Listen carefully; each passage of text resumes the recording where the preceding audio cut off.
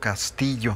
Él es director de Cuadratín Guerrero, usted lo ubica perfectamente porque pues siempre está al pendiente de los reportes, continuamente te saludamos y nos informas y me genera emociones encontradas porque me da mucho gusto saludarte, me da mucho gusto recibirte en esta cabina, pero a la vez me provoca pues una enorme tristeza el que vengas a ofrecernos tu testimonio periodístico como damnificado, como uno más de los miles de damnificados de Acapulco. ¿Cómo estás, Ricardo? Así es, Oscar, muchas gracias. Pues con esa incertidumbre de todos los acapulqueños en este momento, me cuesta un poco trabajo primero hablar de nosotros porque en mi casa lo perdimos casi todo.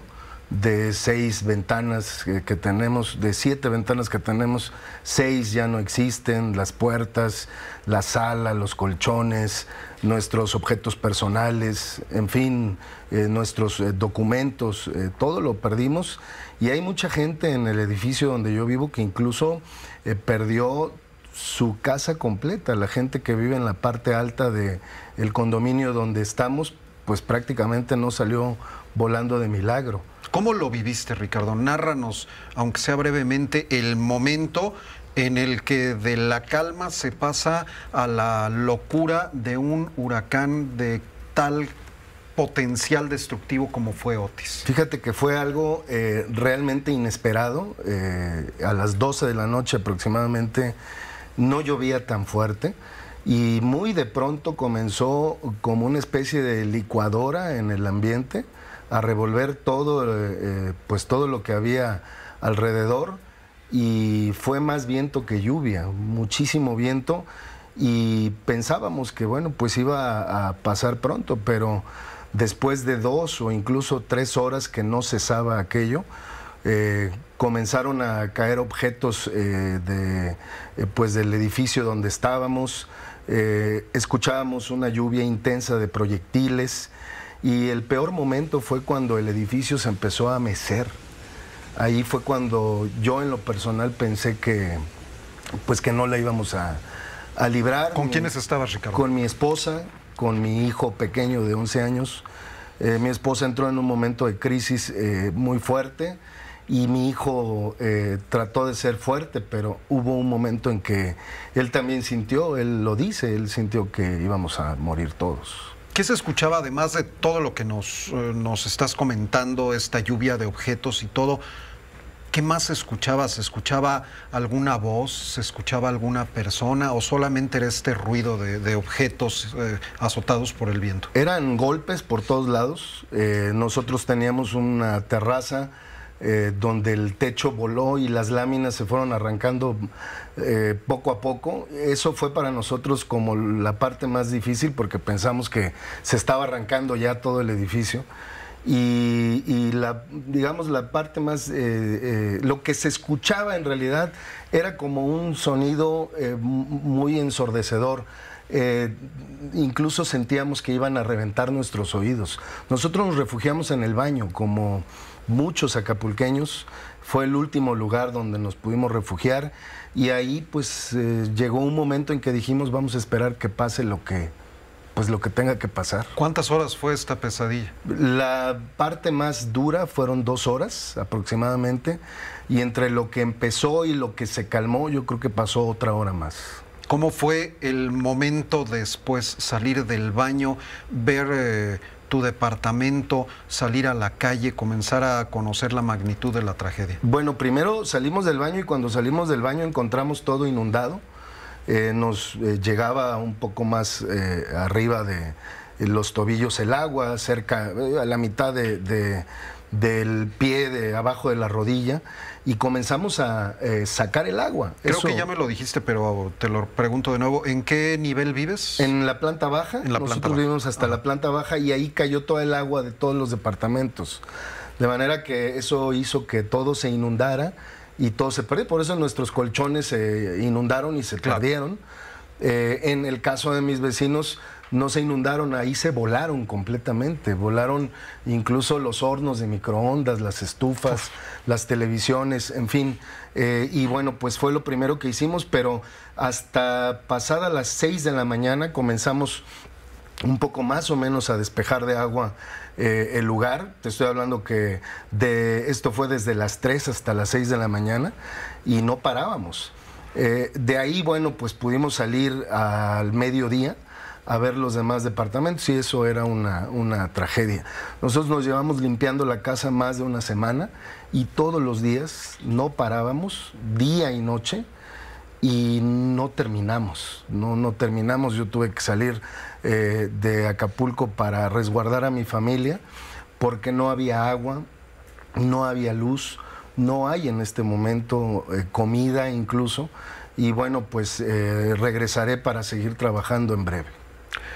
¿Cómo le fue a la agencia, a Cuadratín? ¿Qué fue lo que encontraste? ¿Cuál es la situación de los trabajadores? ¿Cómo han podido retomar sus actividades al paso de los días? Bueno, durante 3 días no tuvimos comunicación entre nosotros.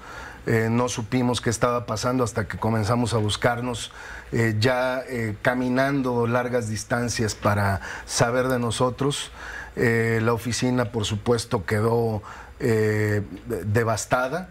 Logramos salvar algunas cosas, pero nosotros estábamos ubicados al pie de la costera y bueno, pues nuestro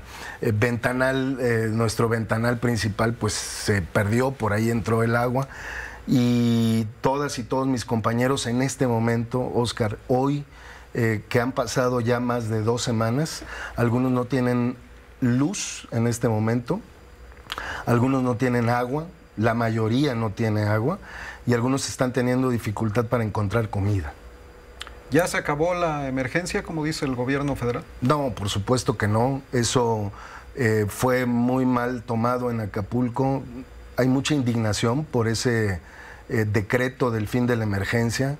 La gente todavía no, como te decía, no tiene ni qué comer y la emergencia continúa. Yo creo que la emergencia va a durar por lo menos lo que queda de este año y veremos si es que a principios del año se comienza a recuperar Acapulco, pero no, la emergencia no ha terminado y creo que está en su momento, en este momento, Oscar, está en su momento más crítico porque hay mucha basura, no hay comida y sobre todo, te decía, no hay agua, hay gente que está muriendo incluso. Yo tengo un testimonio muy cercano de unas amistades de una persona que requería atención médica, que no la pudo tener en el hospital y que lamentablemente murió.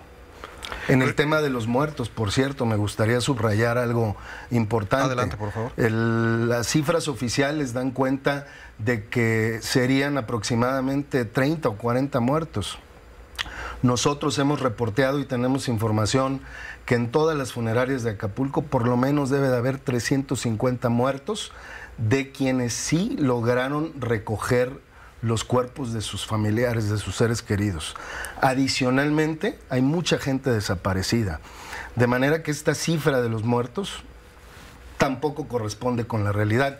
Y algo que a mí en lo personal me llama la atención, ¿tú te has fijado que el gobierno ha dado a conocer alguna lista de muertos con nombres y apellidos? No, hasta el momento no. ¿Alguna lista de desaparecidos con nombres y apellidos? Se ha limitado a dar números, como cifras. Ocurre en cada tragedia de este tipo, sobre todo para que la gente ayude a buscar a estos familiares. Pues bueno, todo eso también no lo conocemos y nosotros estamos convencidos de que la cifra oficial que ha dado el presidente de la República sobre los muertos es muy corta para la magnitud de la tragedia.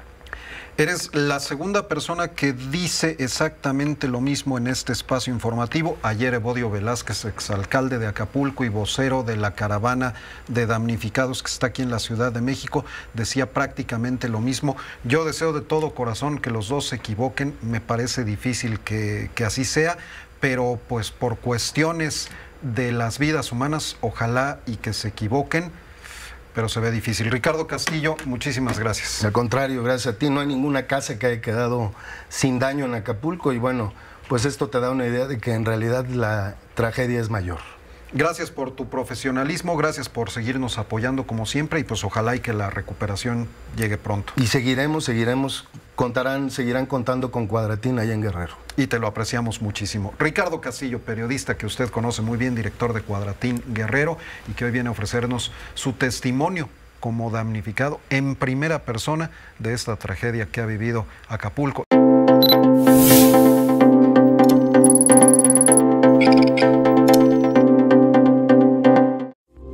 Esta fue una producción de Grupo Fórmula. Encuentra más contenido como este en radioformula.mx.